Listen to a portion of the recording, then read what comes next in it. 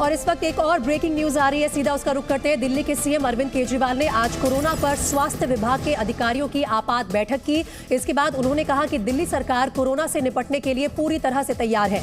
अरविंद केजरीवाल ने कहा कि भारत सरकार के निर्देश के अनुसार सबकी जीनोम सीक्वेंसिंग करा रहे हैं और उन्होंने ये भी कहा कि दिल्ली में रोजाना फिलहाल 2500 कोरोना टेस्ट हो रहे हैं, जबकि हमारी क्षमता रोजाना 1 लाख कोरोना टेस्ट की है।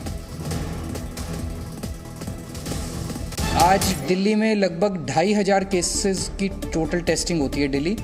हमारी कैपेसिटी 1 लाख तक पहुंच गई है। अगर ज़रूरत पड़ेगी तो हम 1 लाख टेस्ट्स डेली भी कर सकते हैं। साथ ही अरविंद केजरीवाल ने यह भी कहा है कि कोरोना पर केंद्र के निर्देशों के हिसाब से काम वो करेंगे। उन्होंने कहा कि दिल्ली की जनता को कोरोना वायरस से घबराने की जरूरत नहीं है। केजरीवाल ने यह कहा कि दिल्ली में 8000 बेड कोरोना मरीजों के लिए अलग से रिजर्व कर दिए गए हैं। उन्होंने कहा कि कोरोना की पिछली पीक में हमने 25,000 बेड्स की व्यवस्था की थी, जबकि सरकार 36,000 तक बेड्स की व्यवस्था कर सकती है। आज हमारे पास 8000 बेड्स कोरोना के लिए अलग से रखे हुए हैं। अगर ज़रूरत पड़ेगी तो 8000 बेड्स अभी फ़िलहाल खाली हमने रखे हुए हैं। पिछली लास्ट जो कोरोना की पीक आई थी उसमें 25,000 बेड्स तक हम लेके गए थे। इसको भी इस बार हमारी तैयारी 36,000 बेड्स तक की है। अगर ज़रूरत पड़ेगी तो हम 36,000 बेड्स कोरोना के तैयार कर सकते हैं। और कुछ और बड़ी अपडेट्स ये है कि अरविंद केजरीवाल ने कहा है कि दिल्ली में कोरोना का वेरिएंट BF.7 का कोई केस नहीं मिला है। साथ ही उन्होंने कहा कि दिल्ली के पास पर्याप्त ऑक्सीजन भी है। अरविंद केजरीवाल ने कहा कि अस्पतालों में रखे सिलेंडर्स के अलावा 6000 ऑक्सीजन सिलेंडर रिजर्व रखे हुए हैं। उन्होंने कहा कि हमारे पास कुल 15 ऑक्सीजन टैंकर और 380 एम्बुलेंस अवेलेबल हैं। पिछली बार ऑक्सीजन की काफ़ी दिक्कत हुई थी। ऑक्सीजन की सबसे बड़ी दिक्कत ये हुई थी कि एक तरफ तो ऑक्सीजन मिल नहीं रही थी, दूसरी तरफ ऑक्सीजन अगर मिलती भी थी तो दिल्ली में हमारे पास स्टोर करने की कैपेसिटी नहीं थी। वो हमने अब बढ़ा ली है। आज हमारे पास 928 मीट्रिक टन ऑक्सीजन स्टोर करने की कैपेसिटी है। वैसे दुनिया के कई देशों में भले ही कोरोना की वजह से हाहाकार मचा हो, लेकिन भारत की स्थिति उनकी तुलना में फिलहाल बहुत अच्छी है। एक दिन पहले मिले आंकड़ों के मुताबिक भारत में बीते 24 घंटे में कोरोना के 185 नए मामले सामने आए, जिससे कोरोना का इलाज करा रहे मरीजों की संख्या बढ़कर 3402 हो गई। हालांकि कोरोना की वजह से दिल्ली में एक मरीज की मौत भी हुई है। नए मामलों के लिहाज से केरल, कर्नाटक, महाराष्ट्र सबसे आगे है। इनके साथ तेलंगाना और तमिलनाडु भी दूसरे राज्यों से आगे हैं, लेकिन कुछ मामलों में कमी आ रही है। भारत में मरीजों के ठीक होने की जो नेशनल एवरेज है वो 98.80% है। पंजाब में आज एक बार फिर ड्रोन वाली साजिश नाकाम की गई।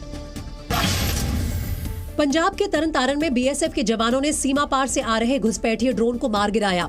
बीते दिनों ड्रोन की मदद से हथियार और ड्रग्स की सप्लाई के कई मामले सामने आए हैं।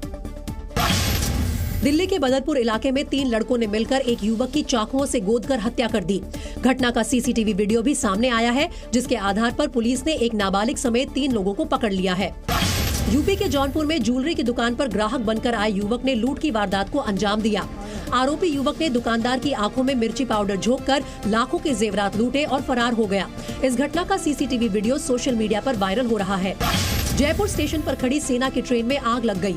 जानकारी के मुताबिक रेलवे की इलेक्ट्रिक लाइन को छूने से ट्रेन पर लोड करे ट्रक और कुछ कपड़ों ने आग पकड़ ली। हालांकि समय रहते फायर ब्रिगेड की टीम मौके पर पहुंची और आग पर काबू पा लिया गया। कोरोना के बढ़ते खतरे को देखते हुए सावधानी और निगरानी बढ़ाई गई तो इसका असर भी दिखा। कोरोना प्रभावित देशों से आने वाले यात्रियों की जांच तेज कर दी गई, जिसमें चीन से आने वाले एक युवक की भी जांच की गई। बताया गया कि चीन से आने वाला एक युवक जांच में कोरोना पॉजिटिव निकला। यह युवक चीन से गुजरात के भावनगर आया था। इसके बाद कोरोना के वेरिएंट का पता लगाने के लिए इसके सैंपल को गांधीनगर भेजा गया और भावनगर में हर दिन 500 लोगों की जांच जरूरी कर दी गई। ये जांच 14 स्वास्थ्य केंद्रों पर की जाएगी। चीन से लौटे युवक के कोरोना पॉजिटिव होने से वहां से आने वाली उड़ानों पर रोक की मांग और तेज हो गई। तवांग में चीन की घुसपैठ की कोशिश के बाद से ही विपक्ष चीन के मुद्दे पर आक्रामक था, लेकिन कोरोना के बढ़ते मामलों के बाद विपक्ष को चीन के बहाने सरकार पर निशाना साधने का एक और मौका मिल गया। और मौका मिला तो विपक्ष के कई दलों ने चीन से आने वाली उड़ानों पर रोक की मांग शुरू कर दी। कांग्रेस ने तो चीन से आवाजाही के अलावा कारोबार तक पर रोक की मांग कर डाली। बीजिंग से चीन से आने वाली हवाई यात्राओं को रोकी, जो कई गुना व्यापार बढ़ गया है, वो व्यापारी जो यहाँ घूम रहे हैं उन पर क्यों मिलेंगे। कांग्रेस जैसा ही सुर आम आदमी पार्टी का भी सुनाई पड़ा। सरकार सबसे पहले तो एयर कनेक्टिविटी रिव्यू करे। क्या वो समय आ गया है कि चीन से और चीन से आने वाली तमाम फ्लाइटों को रोका जाए? और यही आवाज शिवसेना के उद्धव गुट से भी गूंजने लगी, लेकिन इस तरह की मांगों पर किसी भी तरह की टिप्पणी करने से विदेश मंत्रालय ने इनकार कर दिया और गेंद हेल्थ और एविएशन मिनिस्ट्री के पाले में डाल दी। हेल्थ मिनिस्ट्री नॉर्मली या सिविल एविएशन ये इस पे लीड एजेंसीज हैं। हमारे तरफ अभी कोई इन्फॉर्मेशन नहीं है। कोरोना दुनिया के लिए नया नहीं रहा और न ही चीन कोरोना का नया घर है, लेकिन एक बार फिर कोरोना के खतरे की वजह से चीन निशाने पर है, तो इसकी वजह लगातार रूप बदलने वाला कोरोना वायरस ही है। 2019 में सबसे पहले कोरोना का मूल वायरस कोविड-19 चीन में मिला, जिसके बाद साल भर 2020 में यूनाइटेड किंगडम में कोरोना का अल्फा वेरिएंट सामने आया। इसका नया रूप 2021 में दक्षिण अफ्रीका में बीटा मिला। इसके बाद 2021 में कोरोना के 3 वेरिएंट्स सामने आए। 2021 में ब्राजील में इसका नया रूप गामा मिला और 2021 में ही भारत में डेल्टा तो दुनिया के कई देशों में ओमिक्रॉन वेरिएंट मिला। अब 2022 में चीन पर ओमिक्रॉन का सब वेरिएंट BF.7 कहर बनकर टूटा है। BF.7 वेरिएंट का पहला केस चीन के इनर मंगोलिया प्रांत में मिला था।